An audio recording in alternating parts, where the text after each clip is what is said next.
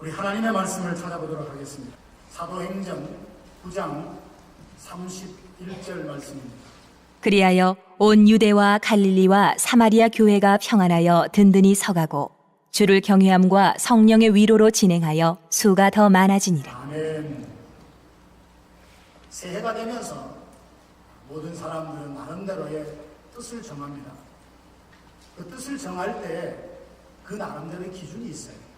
어떤 인터넷에 글을 보니까 사람들은 4가지 기준을 가지고 자기의 뜻을 정한다고 했습니다.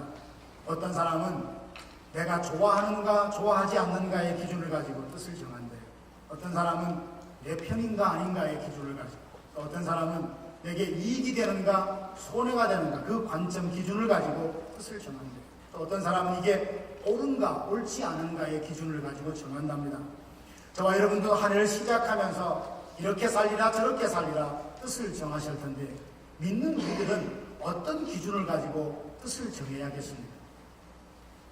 내 편인가 아닌가, 내게 좋은가 아닌가를 떠나서 하나님의 뜻인가 아닌가, 과연 이것이 하나님을 기쁘시게 하는가 아닌가라는 기준을 가지고 그 뜻을 정해야 그것이 제대로 된 뜻이며 하나님께서 영광이 되고 기쁨이 되지 않겠습니까?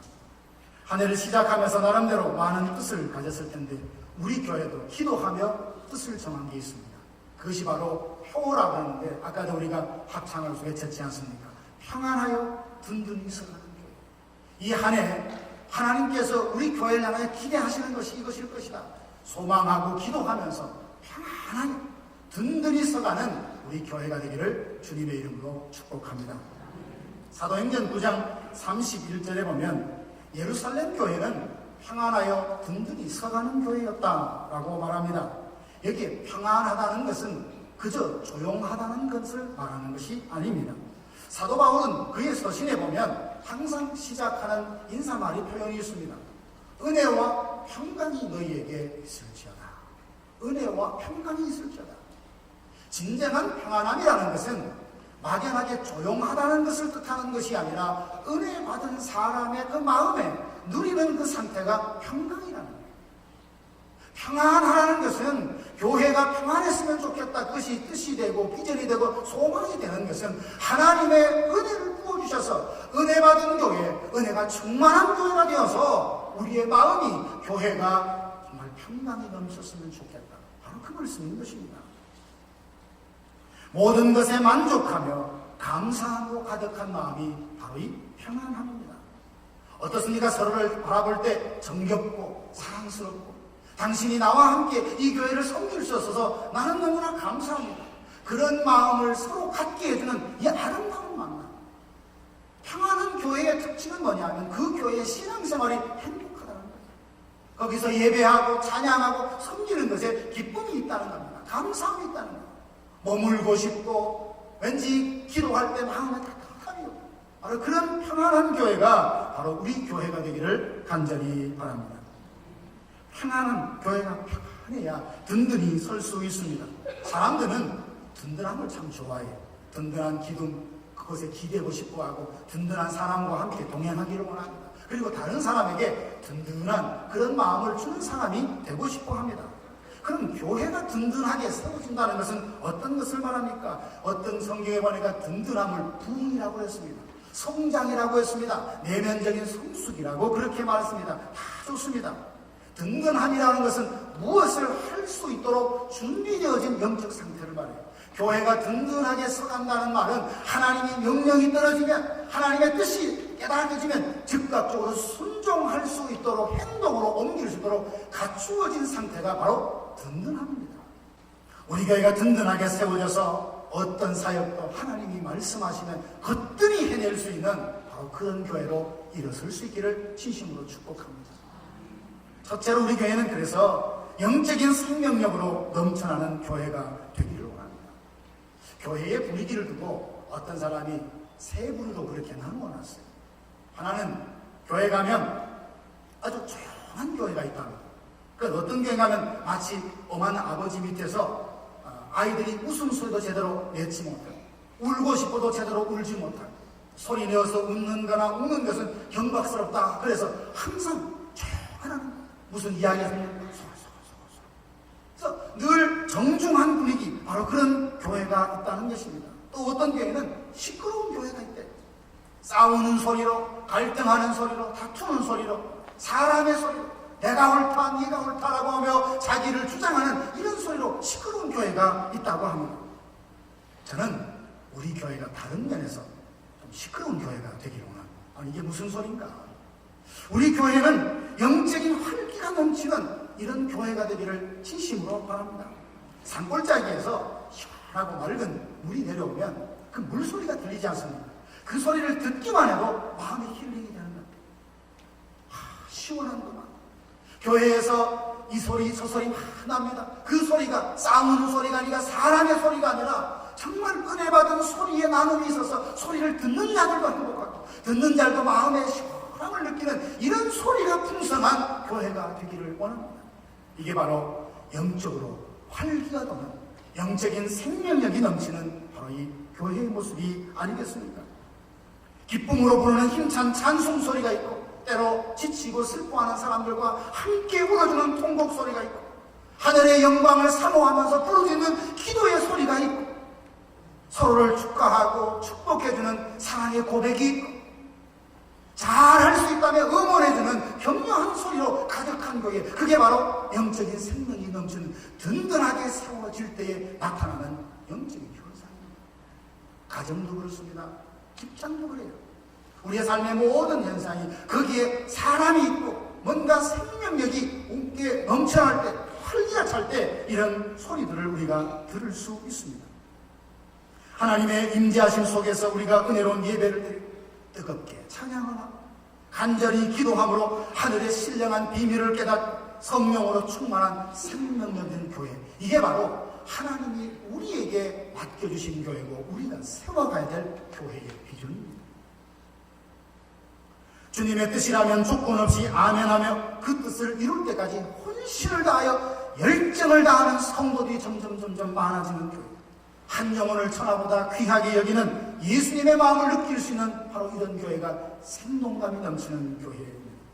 예배당 문을 들었을 때 마치 하나님의 그 품에 온 것처럼 천국의 그 아름답고 자연스럽고 풍요로움을 내 온 영이 느끼는 같은 이런 영적인 정서 분위기, 하나님의 살아계심과 전지전능하심을 믿고 전하고 복음의 능력을 삶에서 경험하도록 이끌어주는 교회, 이런 교회가 평안하여 든든히 세워져서 영적인 생명력으로 넘쳐나는 교회의 모습입니다. 우리 교회가 또한 그런 모습을 갖춰야 될 뿐만 아니라 여러분 한 사람 한 사람이 성령을 모시는 하나님의 교회입니다. 성령이에요. 우리 한 사람 한 사람이 또한 영적으로 활기차고 생명력이 넘치는 신앙생활을 이 안에 할 수 있게 되기를 주님의 이름으로 축복합니다. 그러려면 교회에 하나님의 은혜 부으심이 있어야 됩니다. 아까도 시작하면서 평강은 은혜 받은 사람의 마음 상태라 그렇게 말했습니다.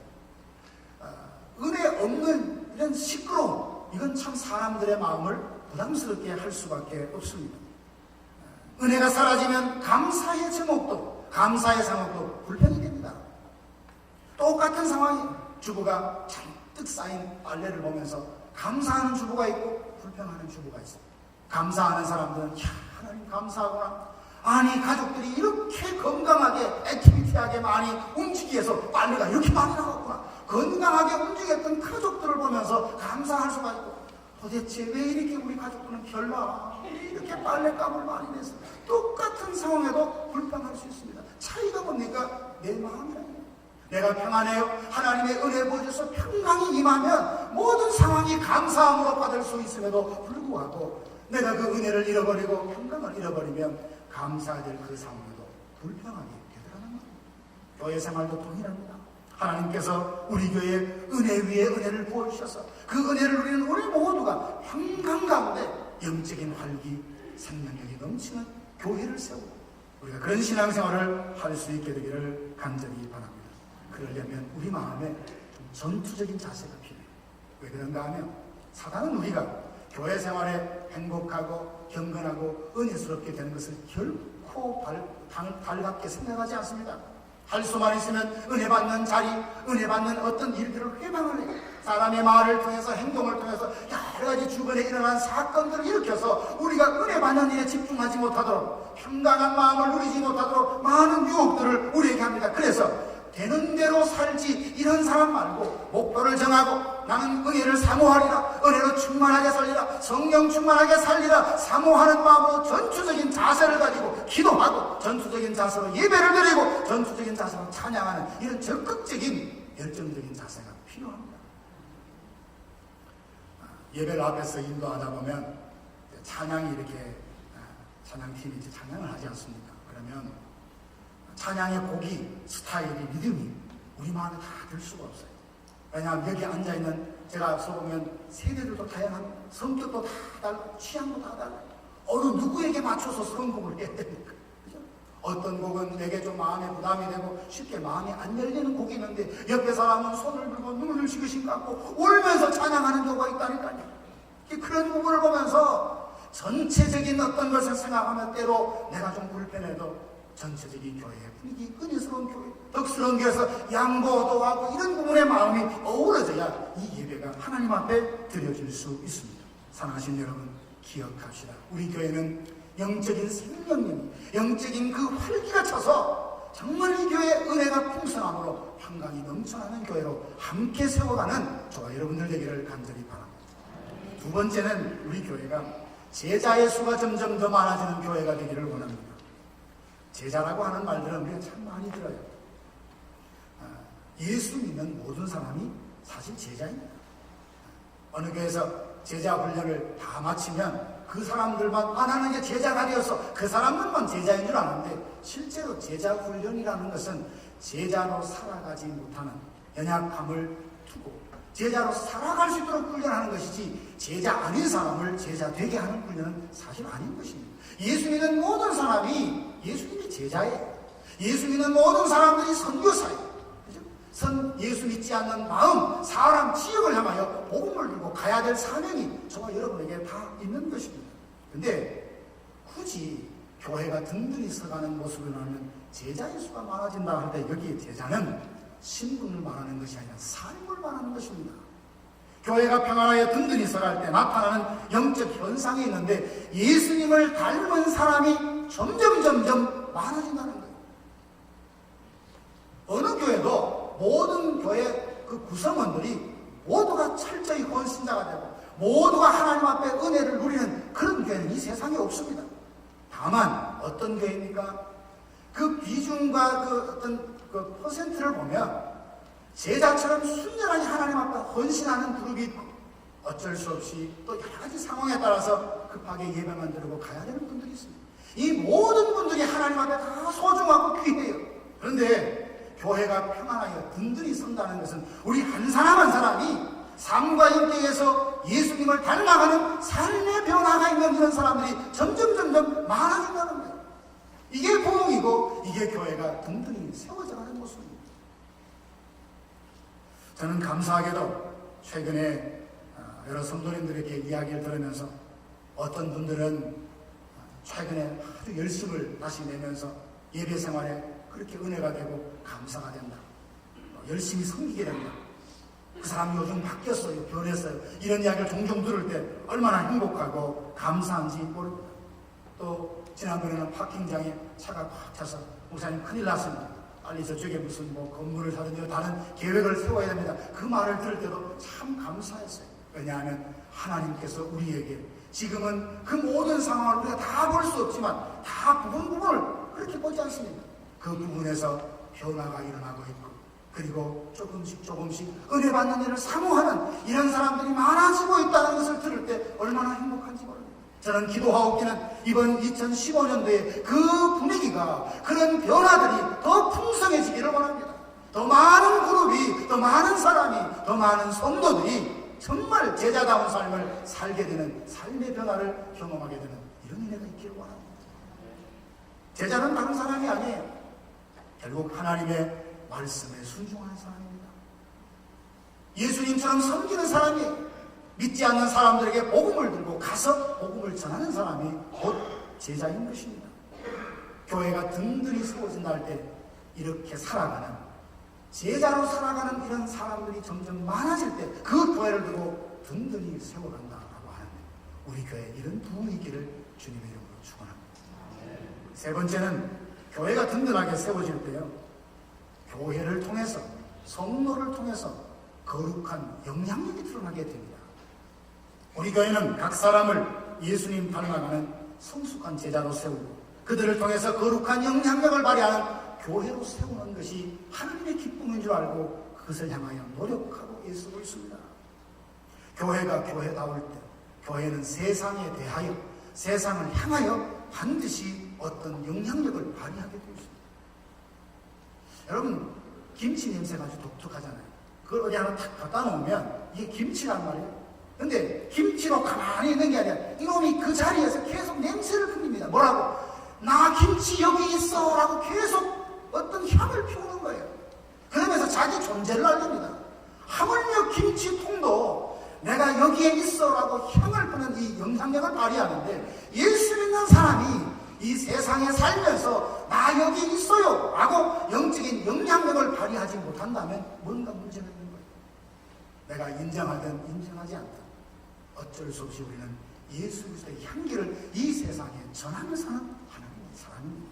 그런데 제가 여기서 말씀드리는 것은 그 일들이 더 풍성하게, 더 강하게, 더 진하게 그런 일들이 일어나기를 소망합니다. 영향력이라니까 말이 너무 거창하게 들리신지 모르겠습니다. 내가 있음으로 나를 통하여 다른 사람들이 예수님을 한 번 더 생각하게 됩니다. 나의 말과 나의 행동과 나의 삶을 통하여서 왠지 예배하고 싶은 마음이 사람들 마음에 일어나고 주님을 섬기고 싶어하는 의욕이 그 마음에 일어나게 하는 이런 영향력, 이게 바로 영적인 영향력입니다. 하나님께서는 영적인 생명력이 넘치는 교회와 그리고 예수님을 닮은 제자와 같은 그런 성도들을 통해서 영향력을 발휘하게 하신 것, 이 땅에 하나님 나라를 확장해 가십니다. 그래서 저는 우리 교회 때문에 다른 교회도 잘 되는 은혜가 있기를 원합니다. 한국에서 이렇게 보니까요, 교회가 자그마한 교회가 있는데 그 앞에다 대형 교회 버스가 탁 떠가지고 사람들 다 실어가더라고요. 참 안타까운 모습입니다. 저도 그 자리에 있으면 큰 방법을 통해서 다 교인들을 데려올 목사가 될지는 저도 장담을 못하겠습니다. 그런데 참 그런 부분이 기억이 나요. 모든 교회가 잘 돼야 돼요. 이 땅에는 모든 교회가 잘 돼야 돼요. 우리 교회만 잘 된다는 것은 하나님께 기쁨이 아닙니다. 우리 교회 잘 돼야 합니다. 그걸 통해서 주변에 있는 교회와 함께 일어나는 것, 이게 하나님께 기쁨입니다. 그래서 따로는 우리가 주변을 볼 줄도 알아야 돼요. 지나가면서 어떤 교회를 향하여 내 마음에 들지 않고 내 스타일이 아니라서 손가락질 하면서 저 교회에 왜 저기 있어, 그런 말 하면 안 됩니다. 하나님은요, 그 교회를 통하여 한 생명 한 가정이라도 예수 믿는 하나님의 사람으로 세우기 위하여 누군가 눈물을 흘리며 그 교회를 지키고 있어요. 교회가 벌써 아주 크고 웅장한 그런 교회만 교회답다고 생각하시면 안 돼요.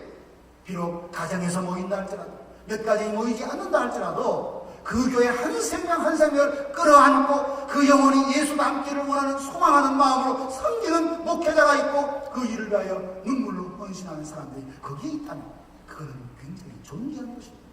우리가 가능하다면 그들에게도 손을 뻗쳐서 그들이 함께 일어서서, 결국은 뭡니까? 이 땅에는 모든 교회가 힘을 합해서 이 LA를 복음화하고 또 예수 믿게 하는 일에 힘이 되어주는 이런 교회상을 저와 여러분이 가져야 합니다. 이런 영향력을 주도하는 우리 교회로 일어설 수 있게 되기를 간절히 바랍니다. 참 우리 교회가 이 LA에서 얼마나 있었습니까? 타주에 있다가 외국에 있다가 온 것이 아니라 LA에서만 있었지 않습니까?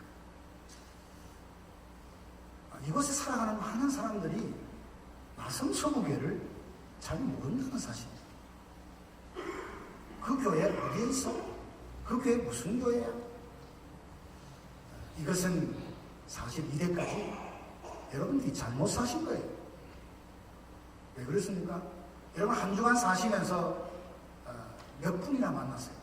한 10분 만납니까? 어떤 분들은 100명 이상 만납니까? 그 만나는 사람 만날 때 단 한 번 그 사람에게 예수 믿으라 라고 하기에 좀 부담스러우면 그냥 여러분 이야기하세요. 나 나성 서북에 다니는 사람이다 한마디만 해보세요. 그러면 여러분들이 평균적으로 10사람을 만났는데 일주일에 나 나성 서북에 다니는 사람이야 이것을 10번만 말하면 한 주일에 LA 사는 사람 1200명이 나성 서북교회에서 듣게 됩니다. 이런 일이 40년 동안 있었다면 이 교회가 뭐를 있겠습니까? 절대로 우리 교회는 알만한데 쉬쉬쉬 감추었습니까? 지하에 있었습니까? 아니지 않습니까? 우리가 다 예수님을 사랑한다 그러고 교회를 사랑하는 마음 다 있지만 왜 나를 아는 사람 적도 아니 그만하면 나를 가둘 사람도 아니 그럼에도 불구하고 예수 믿으라고 논리적으로 복음을 설명하는 것도 아니야 내가 그냥 어느 교회에 다닌다는 그 한마디 하는 것도 부끄럽게 하며 수십 년 살아오지 않았습니까? 그게 바로 우리의 현주소라면 기도합시다. 하나님 내가 있는 곳에 나를 통하여 교회 이름만 전하는 게 아니죠. 그것을 통해서 내가 믿는 예수를 전하는 말 아닙니까? 우리 교회 보면 빈자리가 너무 많아요. 그죠? 여러분보다 빈자리가 너무 제가 헤아려 보니까 600석 정도 되는데 지금 이 자리는 120여 분 정도 안에서 예배드립니다. 3분의 1입니다. 점점 많아지고 있지만 이제 우리가 이 거룩한 영향력을 발휘해서 믿지 않는 사람 정말 믿고 싶은데 제대로 된 교회 없어 나를 이끌어준 교회 없어 그런 사람을 찾아가서 우리 교회 와보라고 말할 수 있는 사람 그래서 그들에게 선한 영향을 미쳐서 많은 사람들이 이곳에서 와서 함께 예배를 드리고 우리를 향한 하나님의 뜻을 이루어갈 수 있는 그런 교회로 이번 한 해 세워갈 수 있기를 주님의 이름으로 축원합니다. 이 모습이 바로 평안하여 든든히 서가는 교회의 모습입니다. 사랑하는 성도 여러분, 우리 교회가 그렇게 든든히 서가려면 우리가 해야 할 일이 있어요. 사도행전 2장 42절에 보면 예루살렘 교회는 어떻게 해서 그렇게 영향력을 발휘하고 든든히 서갈 수 있었을까? 그들이 사도의 가르침을 받아 서로 교제하며 떡을 떼며 오로지 기도하기를 힘씁니다. 여러분 기도는 힘써야 되는 거예요. 시간이 나면 내가 기도하지 상황이 되면 기도하지 그런 사람은 백발백중 진실하고 뜨겁게 기도하기 어렵습니다. 작정을 해야 돼. 결심을 해야 돼. 다짐을 해야 돼. 그리고 많은 것을 희생하고 내어놓아야 기도다운 기도가 됩니다. 이게 경험적인 거예요. 새벽에 기도하는 게 쉽습니까? 이제 특별 새벽 기도가 내일부터 시작됩니다. 여러분 결코 쉽지 않아요. 우리가 다짐을 하고 기도에 힘쓸 때 우리 교회에 주신 그 비전이 이루어지는 그날이 온다는 말이에요. 그리고 힘써 전도해야 합니다. 30절 오늘 9장 30절 보면 형제들이 알고 가이사로 데리고 내려가서 다소로 보내리라 그런 말이 있고 28절에 보니까 사울이 제자들과 함께 있어 예루살렘에 출입하며 라고 되어 있습니다. 이게 무슨 말인가 하면 사울과 이 바울은 원래 예수 믿는 사람이 아니었어요. 예수 믿는 사람들을 잡으러 다니는 사람이었어요. 그런 사람들을 잡으러 다니기 위해서 예루살렘이나 온까지 심지어 다메섹까지 출장을 갔던 사람입니다. 가다가 부활하신 예수님을 만났고 그리고 아나니아에게 안수를 받아서 눈에 비늘 같은 것이 보셨고 바나바를 만나서 사역자, 목회자로 선교사로 그가 세움을 받지 않았습니까? 그런데 여기 사울이 변화되어서 예수 믿고 난 다음에 제자들과 함께 예루살렘을 출입했다는 것이 들어갔다 나왔다 이 말이 아니에요. 헬라어로 보면 이 출입한다는 말은 누비고 다녔다는 말입니다. 예수를 그렇게 미워했고 싫어했는데 만나보니까 최고예요. 전하지 않고는 견딜 수 없는 열정이 이 바울의 마음속에 있었던 거예요. 그래서 온 예루살렘을 누비며 예수님을 전하는 그의 모습을 보고 있습니다. 결국 이런 일들이 있었기에 예루살렘 교회가 평안하여 든든히 서는 거예요. 가만히 앉아서 소극적으로 누가 했으면 좋겠다라는 것이 아니라 내가 뭘 할 것이 없을까요? 내가 뭐 감당할 것이 없을까요? 나의 움직임과 나의 전도와 나의 사역을 통하여서 많은 사람들이 예수님을 알게 하는 일이 풍성할 때 우리 교회는 평안하여 든든히 설 수 있습니다. 그리고 성령의 열매를 봄으로써 교회가 든든히 세워질 뿐만 아니라 형제간의 진실은 사랑이 나누어질 때 그 교회가 든든히 세워집니다. 사랑은 하나로 묶는 끈과 같아요. 모든 허물을 덮어주는 게 사랑이 아닙니까? 예루살렘 교회는 형제 사랑을 실천함으로 핍박 중에도 평안하여 든든히 섰다는 것을 볼 수 있습니다. 아까도 말씀드렸듯이 바울은 핍박자였습니다. 그 사람이 예수님 만나기 전에 들키었다면 발각이 되었다면 생명을 잃었을 것입니다. 그런데 어떻게 살아남았어요? 근데 그 사람이, 소문을 듣던 그 사람이 예수 믿었다며 교회에 왔어요. 그가 회심했던 것을 어떻게 믿을 수 있겠습니까? 그런데 예루살렘 교회는 바나바의 설명을 듣고 그의 회심을 진심으로 받아들이고 함께 전도도 했습니다. 그리고 헬라파 유대인들이 바울을 죽이려고 그렇게 혈안이 되어 있는 걸 알고 그를 보호해서 피난시켜주는 모습을 보고 있습니다. 이게 바로 예수 믿는 사람들이 서로에게 보여야 될 형제 사랑인 것입니다. 교회 갔는데 아유 썰렁하더라 그런 말들을 새신자들이 가끔 해요. 아니 히타 잘 나오지 근데 뭐가 그렇게 썰렁해? 사람들이 대하는 눈빛, 태도, 이런 말투, 여러 가지 움직임들이 어색하고 불편했다는 말이겠죠. 한 사람이 교회 오는 것이 얼마나 소중한지 모릅니다. 내가 그 사람이 교회 오도록 기도 한 번 안 하고 관심 한 번 안 가져서 왔을지 몰라도 그 한 사람이 교회에 오기까지 누군가는 눈물을 흘리고 그에게 끊임없이 권면했던 한 사람이 있었다는 것입니다. 그의 수고와 그의 어떤 헌신의 열매로 하나님이 긍휼을 베풀어서 사람이 하나 왔다면 그 생명이 얼마나 소중합니까? 그런데 내가 귀찮고 내가 어색하고 내가 불편하다고 함부로 대하면 되겠습니까? 그래서 우리 모두가 형제에 대한 사랑이 풍성해서 그 교회 갔더니 건물이 크더라, 주차장이 좋더라, 그거 아무것도 자랑거리가 안 됩니다. 그 교회 갔더니 사랑이 넘치더라, 그 교회 갔더니 은혜가 넘치더라, 그 교회 갔더니 기도가 되더라, 그 교회 갔더니 은혜가 풍성하더라, 이런 칭찬을 온 사람의 입을 통하여 LA나 모든 게 퍼져지는 이런 일들이 있어야 하지 않겠습니까? 그리고 믿는 자의 수가 더해졌다라는 표현 앞에 주를 경외함과 성령의 위로라는 말이 나옵니다. 성령의 위로라는 말은 거기 여러분 성경에 보면 밑에 작은 글씨에 후원이라는 말이 나옵니다. 성령님이 후원해 주셔서 그 교회가 믿는 자의 수가 더해졌다라고 말하고 있습니다. 그 앞부분에 주를 경외하는 말이 먼저 나옵니다.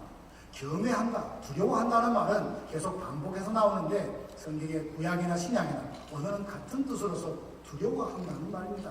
하나님을 두려워한다. 여러분 두려워한다는 것은 다른 것이 아닙니다. 하나님 생각하면 겁에 질려가지고 벌벌벌 떠는 걸 말하지 않아요. 하나님을 만남으로써 그분의 존재, 그분의 능력, 그분의 영광에 압도되어서 최상의 영광과 존경을 드리고 싶은 그 마음, 이게 바로 두려움이고 경외심이에요. 그런데 시대 보면요, 하나님을 두려워함이 점점 흐려져요. 하나님을 얼마나 우습게 여긴지 모릅니다. 삶으로, 우리의 행동은 하나님을 사랑함이 점점 마음속에 사라집니다. 그걸 어떻게 하냐고요? 하나님을 사랑하게 되면 교회를 사랑하게 되어 있어요. 하나님을 사랑하게 되면 주의 종들을 사랑하게 되어 있습니다. 하나님을 사랑하게 되면 함께 신앙생활하는 믿음의 동료들을 아낄 줄 알게 되어 있어요. 근데 이게 조금씩 희미해져 가고 있다는 것 아십니까? 우리는, 저도 그렇지만 제 자신은 잘 못 봐요. 다른 사람을 잘 보는데 여러분도 마찬가지입니다. 처음에 우리가 하나가 되었을 때 얼마나 좋았습니까? 점점 더 좋아지고 있다라고 하는 어떤 영역이 있지만 어떤 면에서는 점점 내려앉고 있는 영역이 있더라는 말입니다. 이걸 다시 한번 정신을 차려 깨어서 모든 영역에서 일어서고 모든 영역에서 독수리가 날개치며 비상하도록 내가 어떻게 해야 될까를 고민해야 될 때가 된 줄 압니다. 그래서 그렇게 하기 위해서는 우리가 하나님을 두려워하는 이 경외심이 회복이 돼야 돼요. 죄의 심각성을 알고 죄에 대한 하나님의 진노하심과 심판을 의식할 때야 하나님 앞에 우리가 온전히 예수님의 십자가를 사모하게 되는 것입니다. 사랑하는 성도 여러분, 오늘은 2015년을 시작하면서 우리 교회가 이런 비전이 있다고, 이런 교회를 함께 만들어가자며 하나님 말씀을 증거했습니다. 우리 교회 평안한 교회 되기 원합니다. 그리고 그 평안하여 든든히 서가는 교회가 되기를 원합니다. 영적인 생명력이 여기서 넘쳐나고 우리 한 사람 한 사람이 예수님을 닮아가는 진정한 제자로 살아가고 거룩한 영향력을 발휘해서 하나님이 이곳에 계시다는 것을 주변 많은 사람들이 알게 하는 이런 영향력을 발휘하여서 우리를 향한 하나님의 뜻을 이루어가는 이번 한 해가 되기를 주님의 이름으로 축복합니다. 기도하겠습니다.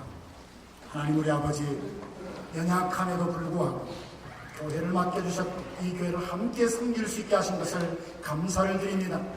2015년 이 한 해 동안 평안한 교회 되게 하여 주시옵소서. 아버지 하나님, 든든히 세워져가는 교회가 되게 하여 주시옵소서. 그리하여 영적인 생명력이 넘쳐나는 교회가 되게 하시고 우리 한 사람 한 사람이 예수님을 닮아가는 진정한 제자로 살아갈 수 있도록 하나님의 은혜를 더하여 주시옵시고, 어디에 있든 무엇을 하든지 간에 거룩한 영향력을 발휘하여 많은 사람들을 하나님께로 돌아오게 하는 일에 쓰임받게 하여 주옵소서. 이를 위하여 힘써 기도하고 힘써 전도하며 힘써 섬기겠사오니 감당할 수 있는 힘과 능력과 지혜를 더하여 주시옵소서. 감사드리며 예수님의 이름으로 간절히 기도하옵나이다. 아멘.